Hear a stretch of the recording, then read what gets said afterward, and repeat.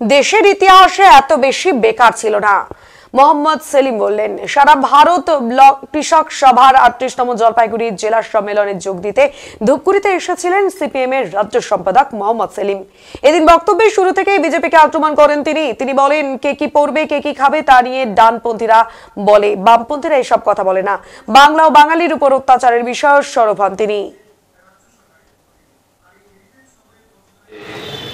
সেটাই সব সময় থাকে না, সে অন্ধকার ভেদ করে আবার আলো ফুটে ওঠে। তার আরো বক্তব্য, ভোটের সময় মমতা এবং মোদী আসবেন, চা বাগান নিয়ে বড় বড় বক্তব্য দেবেন, কিন্তু এখন চা বাগান বন্ধ হচ্ছে। তারা উদ্যোগ নেবেন না। শুধু জীবন কৃষ্ণ নয়, যারা দেশি বিদেশি গাড়ি নিয়ে ঘুরতেন এরকম অনেকেই এই নিয়োগ দুর্নীতিতে যুক্ত রয়েছেন। দেশের ইতিহাসে এত বেশি বেকার কখনোই ছিল না।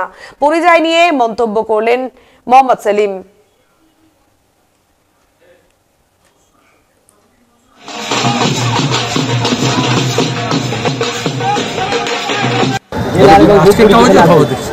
কারণ মমতা ব্যানার্জি বলছেন ফিরে এসো, আর পরিযায়ী শ্রমিকরা প্রতিদিন দেখবে বাসে ট্রেনে স্টেশনে ভিড় যাচ্ছে।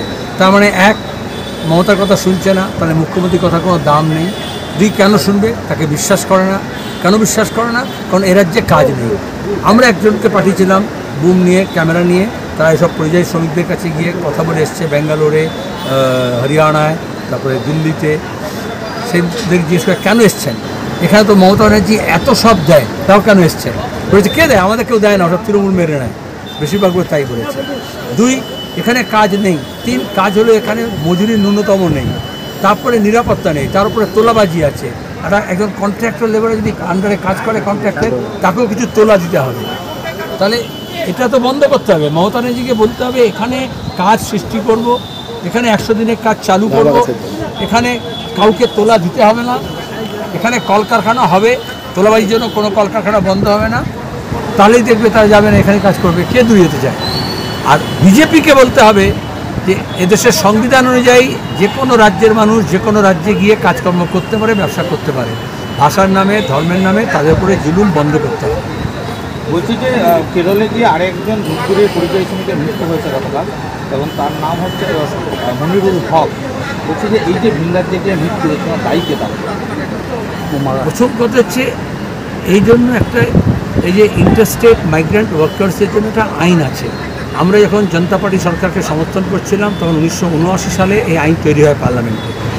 আজকে বিজেপি সরকার এবং তৃণমূল সরকার কেউ এটা নিয়ে কথা বলছে না।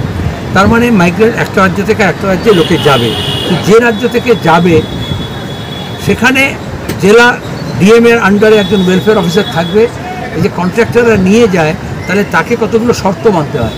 এটা মানে না বলে আরকাঠি থাকে, যোগাযোগ থাকে, যার ফলে এটা রেজিস্ট্রেশন হয় না, করে না। মমতা সরকার এটা করছে না, কারণ ওই লুটেরাদের অংশীদার একটা। আর যে রাজ্যে যাবে সেখানে একটা রেজিস্ট্রেশন হয়, তারপরে দুই রাজ্যের ডিএম এবং ওই ওয়েলফেয়ার অফিসারের মারফত যোগাযোগ থাকে, তাদের ওয়েলফেয়ার দেখতে হয়, তাদের নিরাপত্তা, তাদের ন্যূনতম মজুরি, তাদের স্বাস্থ্য, এসব দেখতে হয়। এটা মোদী সরকার বলো আর মমতা সরকার বলো, এটা দেখছে না। কেরালা একমাত্র রাজ্য যারা মাইগ্রেন্ট ওয়ার্কার বলে না, বলে গেস্ট ওয়ার্কার, এবং এই অধিকারগুলো সেখানে দেওয়া হয়েছে। কিন্তু যখন দুর্ঘটনা হয় কেউ তখন সাথ দেয় না, এই কন্ট্রাক্টররা পালিয়ে যায়। যা সবচেয়ে বিপদসংকুল কাজ করে আমাদের এই উত্তরবঙ্গের ছেলেমেয়েরা গিয়ে।